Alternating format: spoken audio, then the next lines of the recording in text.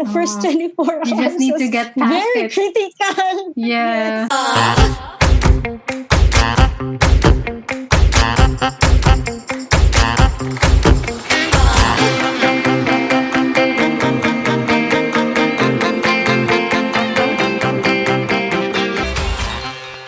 Hi, Zesties. Welcome to another episode of Vanilla Zest Podcast.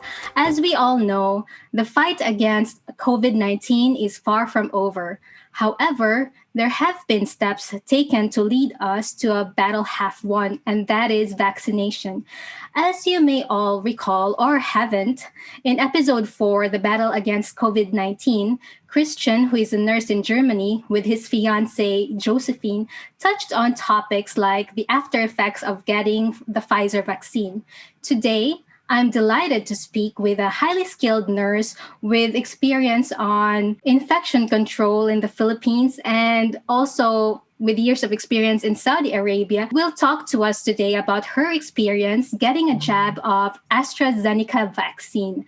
I'm curious how it went, so I've invited her to be on the show. Please welcome Menelyn. Yay! Hi, Men. How are you? Hello, Glay. Hello, Zesties. Oh, thank you once again for guesting on the show. So, as I said, I was very curious on the after effects of AstraZeneca vaccine because, especially here in Australia, we had the Pfizer vaccine availability, but since AstraZeneca vaccine can be manufactured locally here in Melbourne, so I think most of us will going to get that vaccine. So, shall we get right into it? I'm curious though, what is the system in the Philippines around vaccines? Actually, in the Philippines, this was advised by the World Health Organization. There is actually a prioritization criteria. This is based on the interim omnibus guidelines for the implementation of the National Vaccine Deployment Plan for COVID-19. So this was advised by the Department of Health. For the prioritization, let's start with the criteria. With criteria 1, there are priority groups. We have priority group A, B, and C. I will discuss further later on. Criterion 2, we have the geographic location.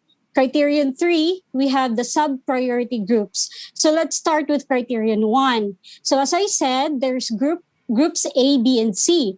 So with group A, you have the priority sectors.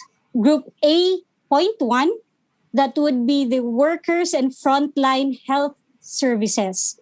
So that means the nurses, the doctors, the physical therapists, the respiratory therapists, pharmacists who are in the front lines are also included, yes.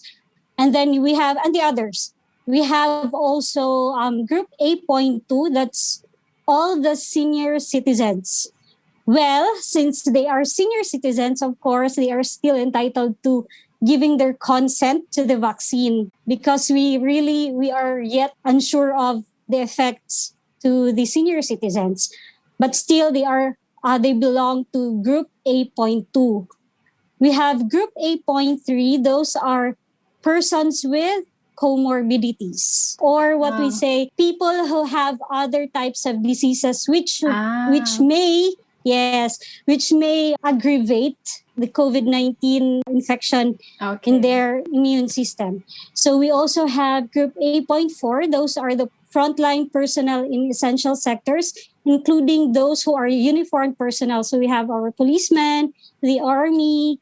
So they belong to that Group A.4. We have Group A.5. Those are the indigent population. So the indigent population still belongs to Group A because as we observe in the health sector that those indigent people are also prone to having a lot of diseases. So those are considered as comorbidities. Okay? Yes. So with the second group, which is still under criterion 1, we have Group B, which are the other frontline workers and special populations, which would include already the teachers. Yes, because later on, they would become also like frontline workers if the normal face-to-face school will open already. So that would also include other government workers. That would be Group B. we also have Group C, which means the remaining population. So the rest of the population for Group C. Okay, so Mm. the government workers, any type of government workers includes that group, like maybe just like back end or something, like accountant or auditor, government. Yes, that they will Uh, be under Group B. yeah, so they are included. Does that mean that everyone gets the vaccine for free? Yes, the vaccine here in the Philippines, so far, it's for free. Okay, that's good. So far, and I hope it will push us free later Yeah, on. yeah. And Well, as far as I know, it's co-funded by the WHO. So I think that would push us free. do they give you choices on which vaccine to take? Yes, yes. We have the freedom to choose the vaccine, and it's an informed consent, that's what we say. Meaning, if you say informed consent, you are given the proper information, the different types of vaccines with the proper information, with the expected side effects, and then what stage are we now in the clinical trial. So it's your choice, really. It's up to you which one to choose. Okay, interesting. And By the way, the Department of Health is continuously issuing some guides every single day regarding the vaccines and the situation. okay, that's good to know. Why did you choose AstraZeneca to be the vaccine that you're gonna get? During my time, I did not belong to the group of the Sinovac because there was a prioritization list. And the first group of vaccines that came to the Philippines and came to our institution was the Sinovac. I am not sure of how many people got that vaccine, but the first group really went for the Sinovac. But they also have a choice if they will push with Sinovac or AstraZeneca. Well, as for me, I belong to the second batch already. And then the second batch of vaccines were already for the Oxford AstraZeneca. So, yes. And then during my time, I am also given the choice if I would push for the Astra, which was scheduled for me, or if I will wait for another type of vaccine to come. Okay. So yes. So for me, it's really a priority to get the vaccine. So whatever is available at that time, I took it already. Okay, that's great. So, what was the interval? So you got now like the 2 jabs already? No, it's still the first shot. The second one would be like around 4 to 12 weeks apart. But then the one who holds the distribution of the vaccine is still not sure of whether when the second batch of the AstraZeneca vaccine would come. But then they will just advise us.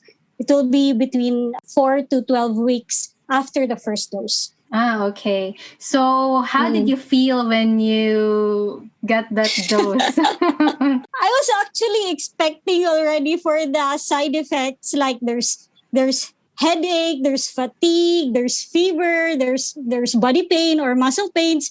But then when I came to the vaccination center, the first thing that they will do for you is to check your vital signs, to get your consent, and then get your vital signs, and then have a checkup with the doctor before proceeding to the vaccination area. So if the doctor gives clearance for you to take the vaccine, you go further to the vaccination area. So during my time, I was already thinking, when I was in the vaccination area, every stories that I've heard already sunk into my mind. So I was, I was even brave enough to do it in the first place. But then when I came there, it was like, oh my God, I'm really getting this. Yeah. So I was already giving a message to my husband that just in case I can't drive home, please pick me up. I'll just give you a message.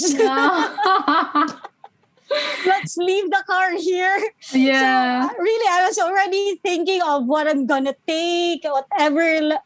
Like if I'm gonna get paracetamol after the vaccine, but then I was trying to avoid taking the paracetamol. My immune system can carry the vaccine, you know. But then when I was given the vaccine already, that would be 30 minutes observation period. after the vaccine. And then after the 30-minute period, you get to have another check with the doctor. And then the doctor will give you a clearance if you can go home or not. Which includes getting your post-vaccine vital signs.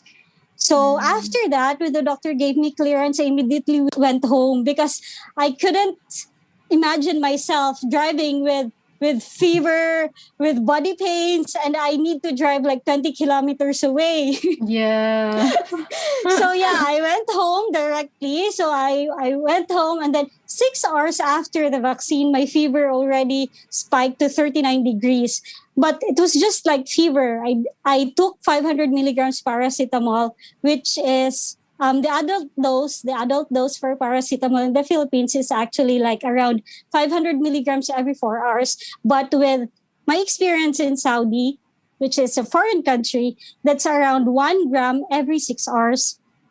So when I took the paracetamol, that was 39 degrees. And then 4 hours after, my fever spiked to 41. So meaning it did not respond to the 500 milligrams.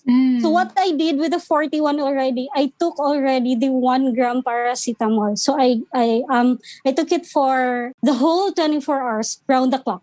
So yes, round the clock, I took it for the whole 24 hours. I did not get any chills with the fever, which is like you can expect at any time with the 41 degrees. But then the headache was really knocking me over. I couldn't get out of bed. I had to call my husband. He need to go on a half day of work. By lunchtime, he was here at home, and he just took the rest of the day as work from home because I couldn't even cook. He just got food from outside because the headache was really that much. It was like something is pressing in your brain. Oh. Yeah, but the fever subsided. The fever subsided, and the fever was not a problem for me, but the headache was caused me to really stay on the bed for the whole 24 hours. Oh my God.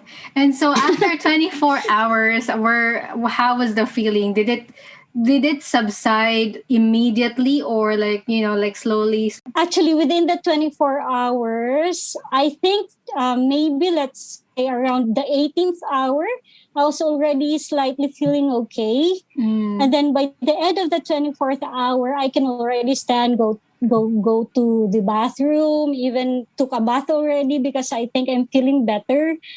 Yeah, so that was, I think, just the first 24 hours. The first 24 hours. You just need to get past very it. critical. Yeah. Yes. You didn't had muscle pains during that time, only the fever and the headache, but there were some muscle pains maybe within the first 6 to 10 hours, I think. Okay. But it didn't push through, maybe because I also had paracetamol. Okay. Okay, that was very interesting experience. All others in your unit, so you've got them at the same time. How was like limit per day that they will vaccinate? Actually, during that day when I was scheduled, we were supposed to be around 150 frontline workers. Okay. Scheduled for vaccination. But then when I came there, we were just 50. The other 100 backed out because they've heard of the Astra Zeneca side effects. And I think for them, they wanted to wait for another type of vaccine to come. I've read some articles about it, so that's why also I was fueled by curiosity when I saw you took the vaccine, and because it said in some articles about like some blood clotting and stuff. But is it like, does that just mean that if you have some blood clot problems, you shouldn't get the vaccine? It might be, yes, that if you have some clotting problems, I think it is advisable for you not to take this type of vaccine. But then it will still really depend on your doctor. So you need to get clearance from your doctor, since especially with people who have comorbidities. But could you elaborate for us what does it mean about clotting problems? Is this like those people with diabetes or maybe high blood pressure? Actually, the bleeding disorders, that's what we call it, these are disorders which can result in severe bleeding following an injury or accident, which does not necessarily mean that they apply to high blood, diabetes.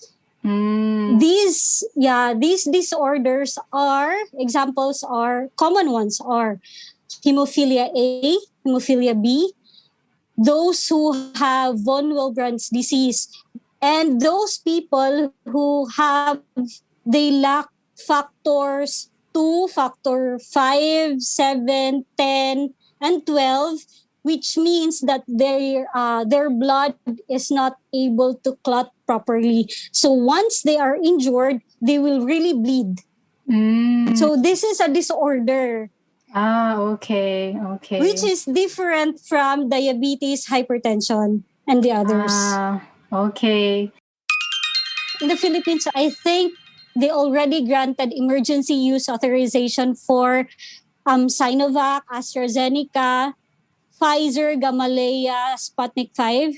And the others are, I think, in the process of applying for EUA. But for now, we only have the two yet, the Sinovac and the AstraZeneca. But maybe sooner, the other vaccines will be distributed all over the Philippines also.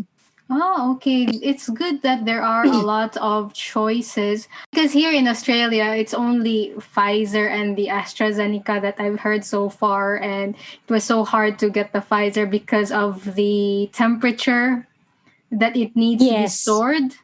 And it needs to be negative 80 to negative 60 degrees. Yeah, and Pfizer. only hospitals can store that kind of temperature, and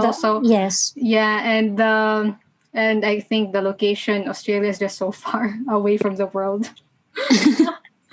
But you know what? It's proof, given the side effects, it's proof that the vaccine is working with your immune system. So because your immune system reacted to it, and that way your they are making your antibodies already. But I have also a friend in Saudi who did not even experience anything at all with AstraZeneca. No. Anything at all. Yes. So it really depends on your immune system's response to the vaccine. So for example, so does that mean, I'm just curious, like I don't have medical background, so if that person, your friend, got the vaccine and then he or she didn't feel anything, does that mean that the antibodies were not working? I don't know. How is it in medically?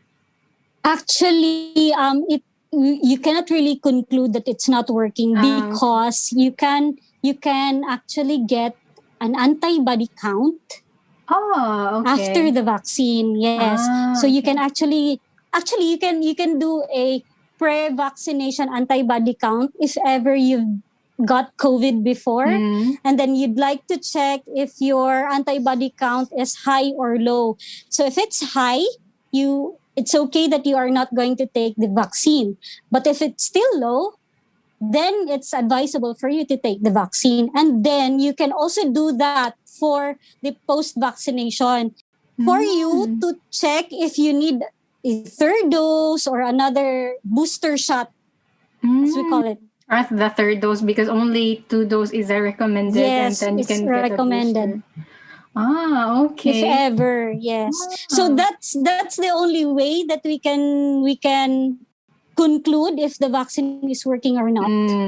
A medical test for like antibody test. Antibody count. Okay.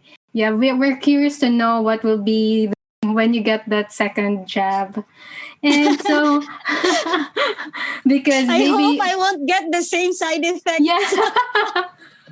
Yeah, it was like, and I can't imagine the people who really suffered, with others would even go up to 48 to 72 hours with chills and headache. I'm scared, but anyway, that's why we're having this conversation to educate or inform others, right? Yes. with the works of the vaccine and how it affects us. And so, what is your advice for anyone taking the AstraZeneca vaccine or perhaps any other vaccine based on your experience? Actually, I already said this one also with my colleagues that if ever we would have the vaccine scheduled at some point in time, it should be like a Friday, because the Saturday and Sunday we have it as rest day here in the Philippines. So if ever someone will get vaccinated, I advise that it would be like just a day before your rest day, so that you have some days off, and you will not worry about not being able to work the next day. And also, maybe if you need to get clearance from your doctor, but this is an over the counter medication, you can actually take paracetamol every 6 hours or every 4 hours for the first 24 hours. And do you happen to know, although it always depends on the doctor, but just a general view on if the person is taking the vaccine, they have some other medications? Does that impact the medication at all? Or I'm not sure, like maybe you have some idea. For the specific medications, I think no. But but it is not advised that if you take the COVID-19 vaccine now, at this time, you need to finish the 2 doses first before even getting another set of vaccines like measles vaccine or a booster dose for the hepatitis B vaccine. Just finish your COVID-19 vaccines first before going into another set of vaccines for Okay, another that's type of useful disease. info. Yes. Yeah.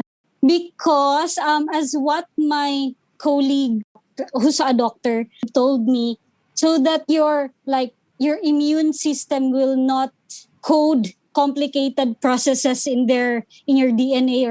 So in Tagalog we say it, para hindi malito yung katawan mo. Okay. Kung ano antibody. Yes.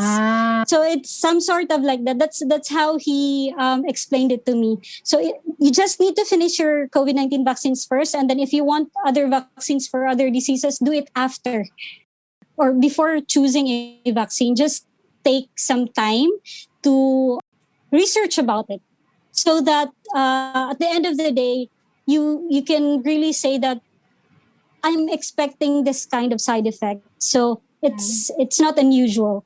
So it's normal. Thank you so much for that information, and you've given us more confidence in taking the AstraZeneca vaccine, especially with the negative publicity right now. And yeah, so it's very helpful to us, to our listeners, that somebody who shares their experience with getting the AstraZeneca vaccine. Yeah, I'm also happy to share the experience though, because even for myself, I was also like, I was okay the first place, but then when I was there, I was like, do I need to back out already or what? So you just need to brave yourself to do this, because this is like your social responsibility. It's for the good of everyone. Yes, so that we can all travel as well, right? So everyone should get that motivation, right? Exactly. Yeah. That would be the prize after this. Yeah, exactly. Hopefully next year, really. Do you want to share your social media platforms on where our listeners could follow you? They can give me a message on Facebook, because I'm just happy to give a reply on the queries which are related to something like this, or something medical, something with COVID, something that I know of so far. Okay, great. Thank you so much, Menelyn. Thank you.